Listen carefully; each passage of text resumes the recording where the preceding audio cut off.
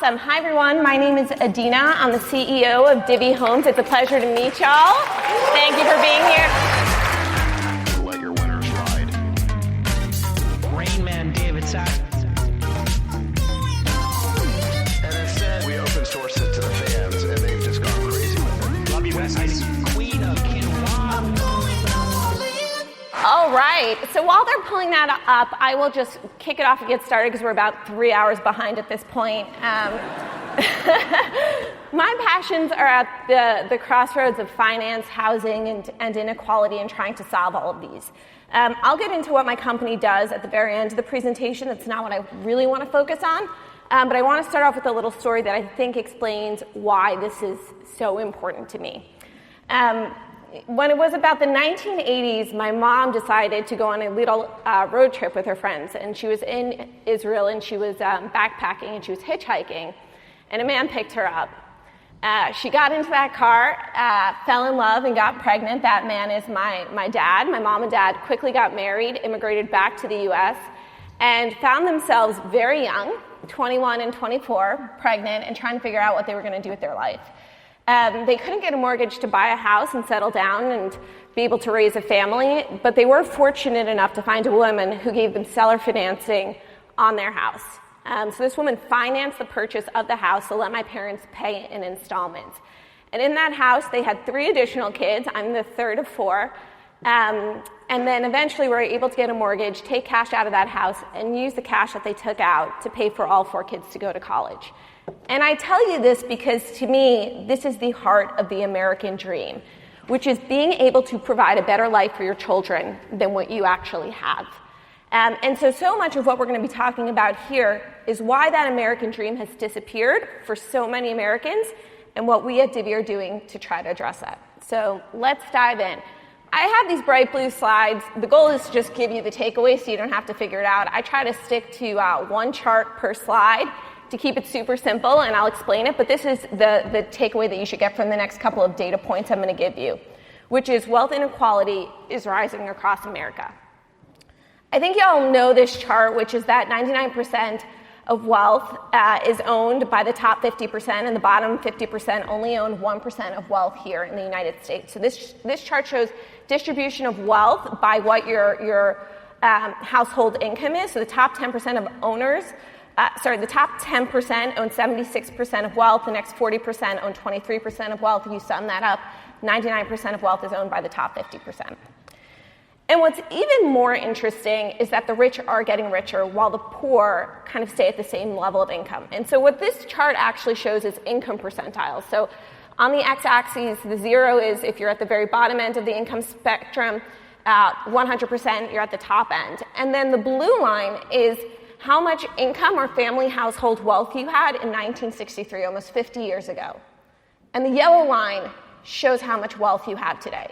So if you were in the top 1%, your household wealth was on average $2 million 50 years ago. Today, it's about $10 million, or a 5x growth. And if you were in the bottom 50th percentile, you haven't seen your household income change almost at all. And so you might be asking, okay, why is this the case? Is it that wealthy people are making more in salary? I would say while there are some salary differentials, the main driver is asset appreciation, access to assets. And when I say assets, I'm going to use that pretty liberally. It can mean stocks, it can mean housing, it can mean small businesses, direct investments. But all of that I'm going to group together as investments in assets. And so you can see this is a really simple chart where I took what were the 20-year returns by income as well as asset. And you can see that household income has not appreciated much in the last 20 years, whereas the S&P 500, as well as if you owned equity in your home, you'd see an increase in your value of over 100%. You want to see something even crazier? You get leverage on your home equity, which is something that some of you might get leverage against your equity that you invest in the stock market, but most of you aren't.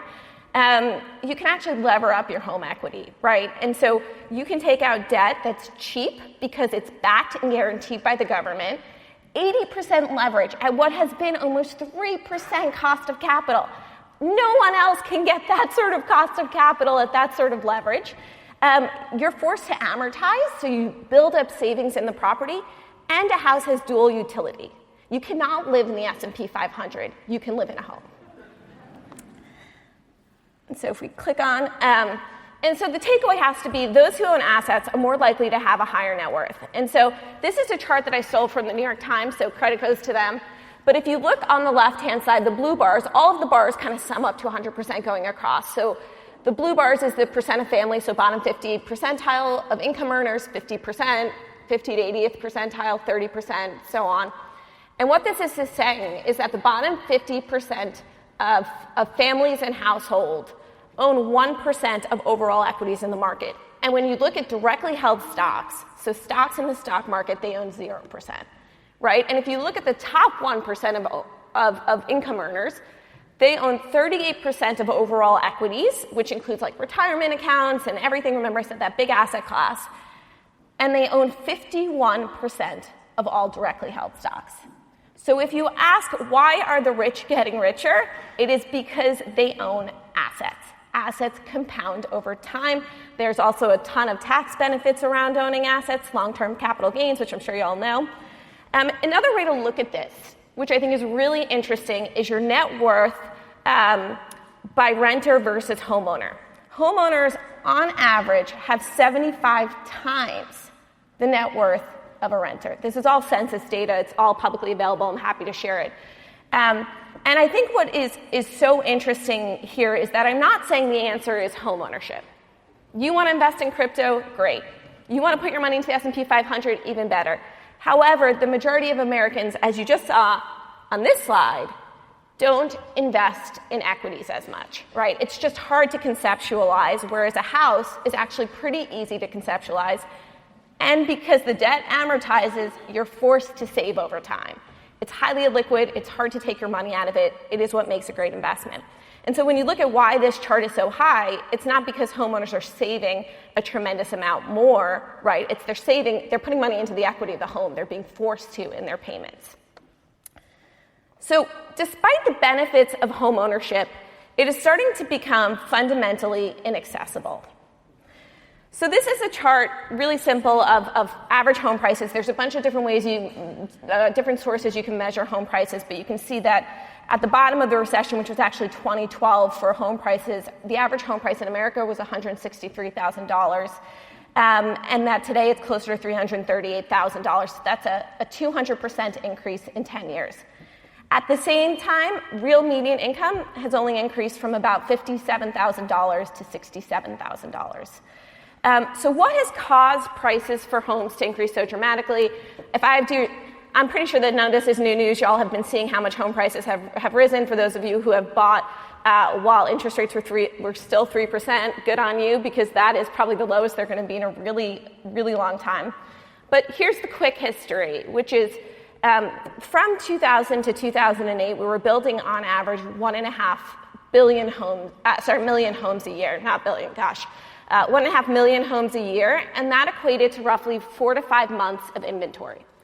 Months of inventory mean that if there were no more homes that were put on the market, how long would it take to sell all those homes? 4 to 5 months. And that's generally considered a balanced real estate market. Then what happened? The global financial crisis. There was a mass number of foreclosures. The market was completely flooded. And all of a sudden, you could buy an existing home that was going into foreclosure for $163,000. And so builders who had to pay for labor, for lumber, right, to actually build a house, couldn't build a house for that cheap. The cheapest that a home builder can build a home is roughly $200,000, all in costs, right? And so if you can sit there and you're like, I can only build a house for $200,000, which means I have to sell it for more than $200,000, well, I can't compete with existing foreclosure inventory. So home builders stopped building. They went from building 1.5 million a year down to about 750,000 homes a year after that. And it stayed like that until about 2015. And at that point, a lot of the inventory that came from foreclosures were absorbed, and they started actually rebuilding again. But they didn't rebuild at the same rate that they had prior. We're rebuilding, right now we're building probably new inventories, 1.2 million annually. And so then this massive thing happened, which is COVID. And all of a sudden, everyone went from living in their studio apartment to saying, I need a backyard, I need an extra room for childcare, and I need an office. And there was this mass spike in demand after years of not building enough inventory. And so what happens when demand starts to spike and there's not a lot of supply? Well, home prices took off, which you can kind of see right over here is that little spiky part at the very end. And what's amazing is that it's actually just gotten incredibly harder, not just because home prices are getting more expensive, but because of the impact that that has in terms of how much you actually need to save to buy a home. So the left-hand chart shows the yellow bar is your average down payment, and you can see that that's grown roughly 2x. At the same time, median income in the last 20 years hasn't gone up. So on an absolute dollar basis, you now need to save 2x the amount that you would have had to save back in 2000. So one, it's down payment is an issue. The second issue is that post-global financial crisis, rightly so, the government tightened underwriting requirements. They said, you know what? Turns out when you cause a global worldwide recession, we should maybe change how we're doing things. And so they pulled back and said, we're going to make you have a higher FICO in order to be able to purchase a home, which is probably the right answer, but also pretty painful because people don't wake up one day and they're like, I no longer need a home, right? And so if you take a look at this, the average FICO for home buyers is well above what the average FICO is for the general population, and anyone who's under 45 years is even lower because FICO cures over time. And so what does this all come together and say is that unless you have the ability to save 2x the amount, unless you are above average in terms of FICO when you're starting off your life in a starter home, you're going to struggle to actually be able to buy a home. Now, this chart seems a little confusing, but I think it's really important to look at and understand, so I'll walk you through it. So what this chart shows is mortgage rates, 3%, 6%, 9%. We were at 3%, call it a year ago. We're at, I think, 5.5% right now is roughly where the 30-year fixed is. And then 9%, who knows, maybe, hopefully not in the future. And that says, what is your mortgage, tax, and insurance payments, what you have to include for a $400,000 home, which is roughly average home price. And I know a little different in Miami, but this is kind of across the U.S. And then I said, how much income do you need in order to get that mortgage? And you can see that your income that you need goes from about $94,000 of household income up to about $160,000 of household income. And then I said, how many households could qualify for that? Because there's data on how much income households make across the U.S. There are 126 million households in the U.S. And you can see that historically, almost 30% of households actually could afford a mortgage where we were before. And that number today has gone down to now 22% and will go down to about less than 15% of people who can actually get a mortgage on a home. This is insane. So over here, I like to just overly simplify things, so I kind of put it here, which is a $10,000 increase in home prices means 1 million fewer families can own a home, or a 1% increase in mortgage rates means 5 million families can actually own a home. So we're in a little bit of a tough situation here. So when I started Divvy, the goal was to help solve wealth inequality by giving Americans access to assets. This is the sole goal, the purpose, what I really believe in, which is that access to assets and compounding wealth in something that you cannot easily pull your money out of and you just leave it there is the way that we can help people generate wealth for their families, for their children, for their next generation. So the way Divvy works is very similar to a mortgage, except it's not a mortgage. You come to our website, you apply, we give you a budget. So we might say, hey, you're approved for a $500,000 home in Miami, go out shopping. You shop with your realtor the same way you would with a mortgage. And when you're ready to buy a home, you just let us know what home you choose. We say, great. We put out an all-cash, quick close offer for you. So you can compete with every other investor offer that's out there. We'll take care of it for you because we know how to bid on these homes. We then take care of the inspections. We cover all closing costs, all fees, everything. We head to closing, and you commit either 1% to 2% down, which is about a tenth of a usual down payment. Down payments are 10 to 20%. We say 1% to 2%. And that's your initial equity in the home. You own that. That is yours. And then you move in, you make one monthly payment, part rent, part equity, the same way a mortgage is principal and interest, and the equity piece builds up your percent ownership. We let you build up to 10% over the course of 3 years. At any point in time, you can get a mortgage and refinance and take us out, or you can cash out your equity and walk away, hopefully, with tens of thousands of dollars saved up. So that is how we work. We operate in 16 metros. Our biggest ones are Georgia, Texas, and Florida. Florida's a big one up in Tampa. The average income of our customers is about a $50,000 to $150,000 household income. 50% of our customers are people of color, and 80% of our transactions are female-led.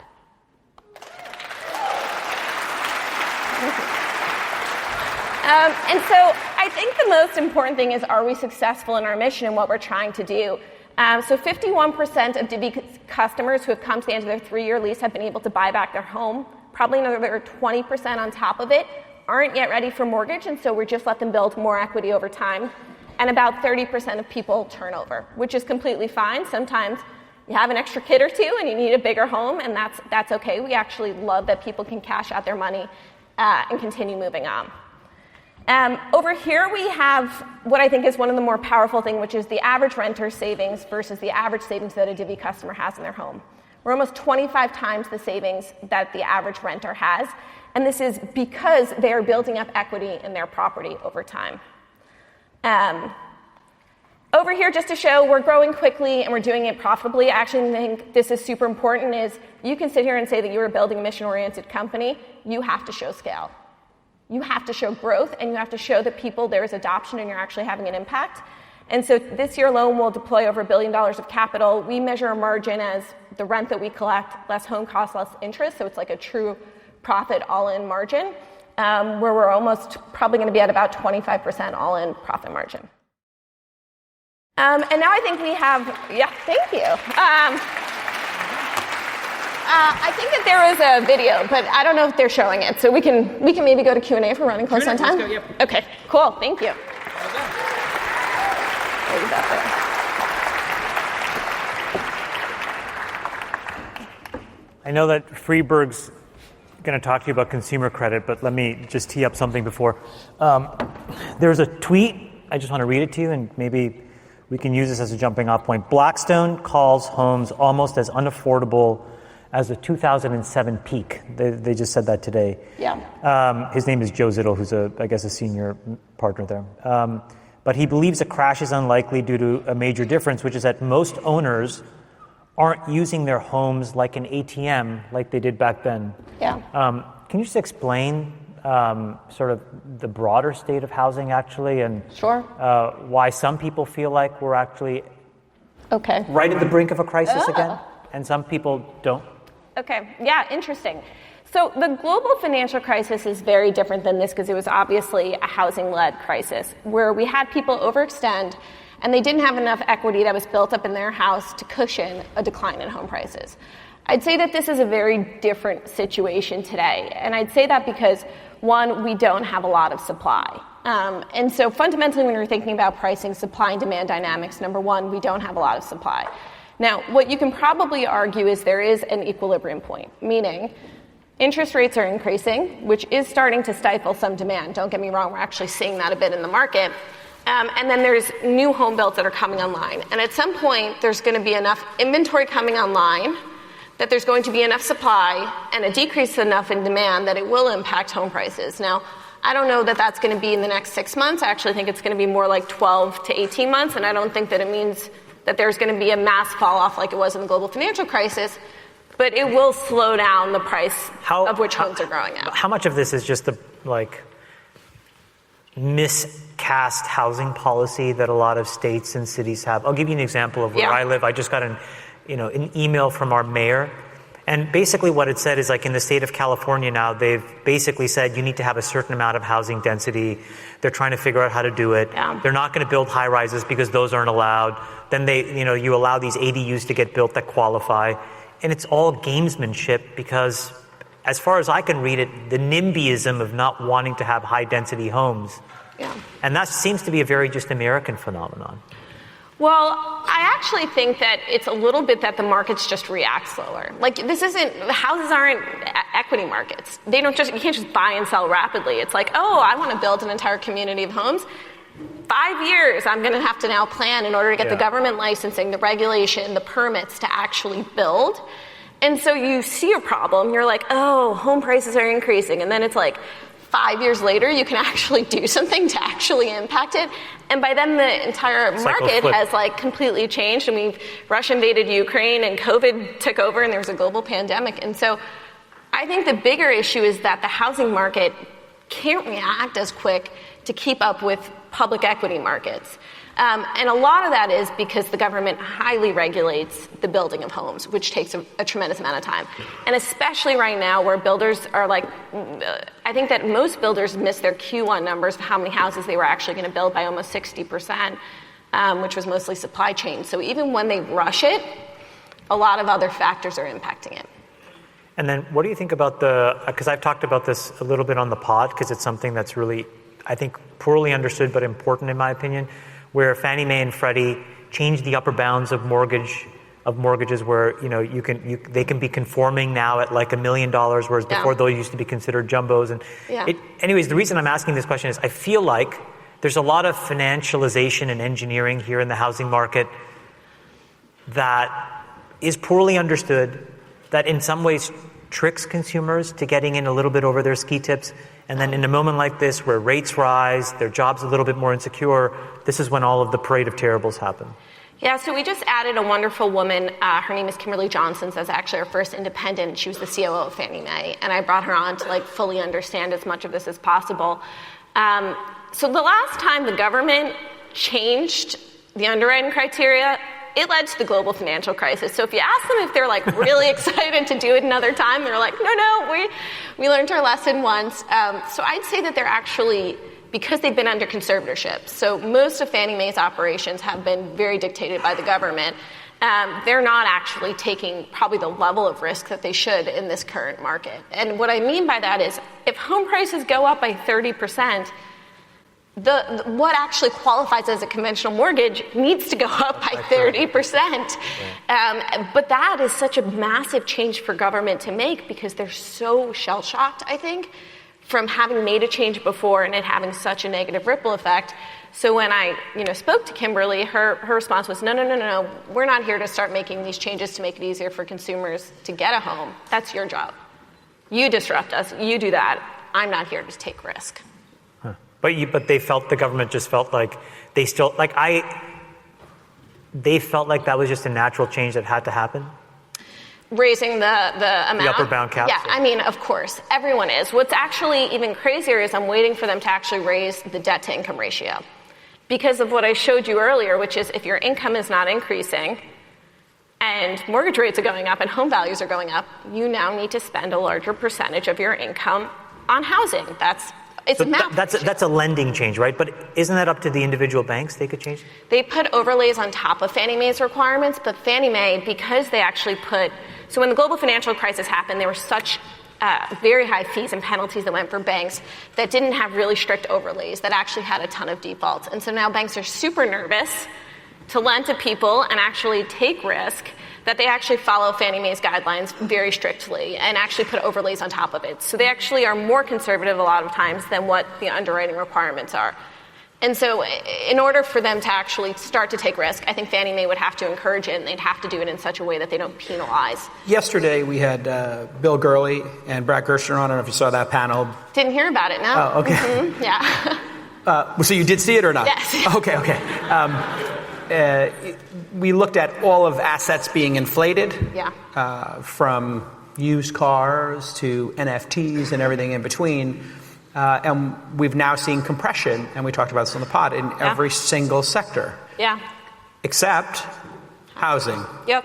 And so we're all sitting here wondering, what are the chances that housing collapses? I was talking to my pal Palmer backstage, my new bestie. Interestingly, we went backstage and... No, don't ruin it. Don't ruin it. We just sat there and we had a great conversation about 10 different things. It was pretty interesting. So what are the chances? And we were talking about the chances of a collapse. He said, maybe it's 30% chance this real estate collapse. We were watching your talk. 30% chance maybe the real estate market collapses. Yeah. What are the chances in your mind, being so close to it, that we will see housing collapse and this be a bubble? Look, there's no question that housing growth is going to slow down. if you look slow at down, but I'm asking you chances of a net new home collapse. You mean production. pricing? New homes. yes, pricing. The growth will slow. Now, whether it goes negative or not, I think is more a matter of what the economy does over the next 24 months. But I actually think that what we will definitively see, which we have seen, I'd say in the last 2 weeks, we've seen a slowdown in the rate of growth for homes. Now, the global financial crisis was very different than what we're seeing today. And if anybody, bottom of the stock market for the global financial crisis, 3909. Bottom of housing prices, June of 2012, 3 years later. Why? Because the housing market moves so slowly compared to the equities market. And so it is not surprising that housing is going to be the last thing that's going to actually start to compress in terms of value. Because people live there for a while, they can afford their mortgages, then their income drops, and they can't afford their mortgages, then they get foreclosed, then it's 6 months later. Yeah, but also so like you see the stock market drop cycle. and you're like, I should sell my home. That's going to take 30 days. Then I have to find someone. Oh, that's going to take another 30 days. Oh, then I have to wait till they move in. That's another 30 days. And so it's 3 months before you can make a trade. I think a lot of You people, can't log on to your Robinhood account and be like, yeah, no, the market's thinking, let's get rid of our house. Can I shift the conversation for a second? You're a founder of a unicorn, right? Yeah. Raised a big round. Yeah. Recently. Congratulations. Thank you. Timed it right. This is what I was just going to ask you. Can you talk to us about your mindset in this moment now, in terms of your valuation, in terms of your cash, in terms of your burn, in terms of your employees? What's sort of front of mind? What are you doing? Same, different? Yeah. I'd say, so we raised a $200 million round from Tiger. It was preempted back about 6 months ago, or maybe even 9 months ago at this point. And I think that it's actually interesting because I listened to you guys on the pod, the Besties, and I think that, for me as a founder, when I was going through that moment, I was like, well, shit, man, it's a Black Friday sale. I can raise a ton of cash. I'm getting preempted left and right. And so I actually think that founders, obviously I should have played the game that I played, which is why wouldn't I raise a ton of capital and take less dilution? There was nothing, that was the right chess move at that point in time. And now, kind of to your point, and by the way, it's not founders' fault that the market got overheated. No, you didn't. You guys gave us the term. No, you did the sheet, rational so. thing. By the way, don't point at me. You did you did the rational thing. Rational. Completely. And But now you have to adjust. Now, I'd say, look, Divvy, we make, I don't know, we haven't probably put out there, but hundreds of millions of dollars in revenue. I burn less than, I don't know, 5 to 10 million a month, so less than 5 million a month. We have 300 employees, and do I think you have to be conservative? Yes. Do I think you had to be conservative along the entire way of building a company? Yes. Every second, I thought my company can die at any moment, right? 100%. And I run my company like that. My employees joke, they're like, you're the most frugal person ever. Every single time we're awesome. We need to spend on this. I'm like, yeah. I don't want to invest in the Tiger round, though. No. Thank you, Yeah, that's awesome. Do you rely on your late stage investors in moments like this to help you navigate, or how do you do it? No. Do you rely on your early stage? First of all, I don't think you rely on investors ever. Yeah. No, I don't mean that offensively. I think that some investors are great, but no one's building this company with you. I am building this company with my employees, but ain't nobody else there with me. And so when times get tough, it is on you to make sure you can have a path to cash flow profitability if you can actually raise another round of capital. But you try to support your employees and work together to kind of weather through this. But I don't expect any of my investors to show up with a Hail Mary. And I think that it's on me to run a really strong, profitable business. And so any changes from June to now, or not really, just kind of stay the course, get to the cash flow break even? Meaning nothing to accelerate it, or? So I think we plan out a bunch of different cases. So we always have the base case, target case, and then what I call the off-ramp, which is cash flow positive. And every week my CFO, COO, and I get on a call and we just say, how's the market doing? How do we feel? Do we want to switch from our base to our target case? Do we want to go down the off-ramp path? Nope, this week feels the same. The All In podcast didn't change our sentiment, and we continue on Monday morning as planned. The All-In Sentiment Index. I like it. It's great to have you here, and I had you on my podcast earlier, and I had told you, like, God, I thought this was going to be the most boring podcast, and it was one of the best of the year. You are... Thank you. I don't know if that's a compliment or an insult. Tell us how you really feel. No, it was like a boring topic, and you educated... No, but again, please tell us how you really feel. But okay. It's like a really boring topic, but a great guest, and you made it really, really... really educational, I think the audience... You're still fully on tilt right now. Wow. Wait. I do have, Jason though. day one.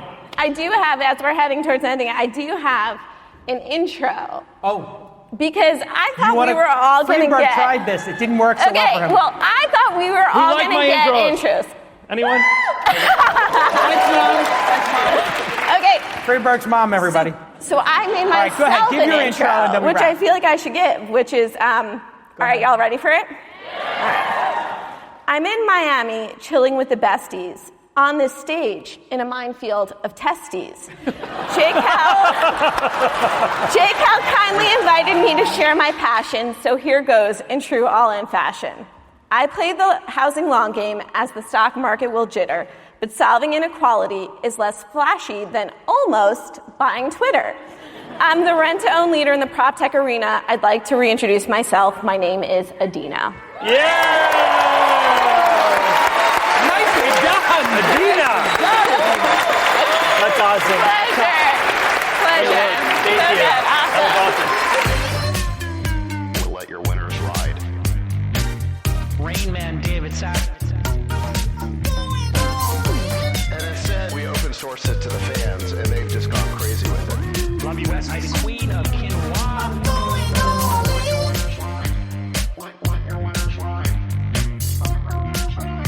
Besties are back. That is my dog taking a notice in your driveway.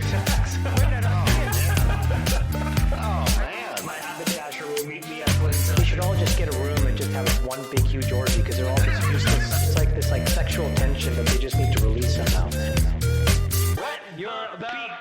Wet your Your feet. beak. We need to get merch. Besties are back.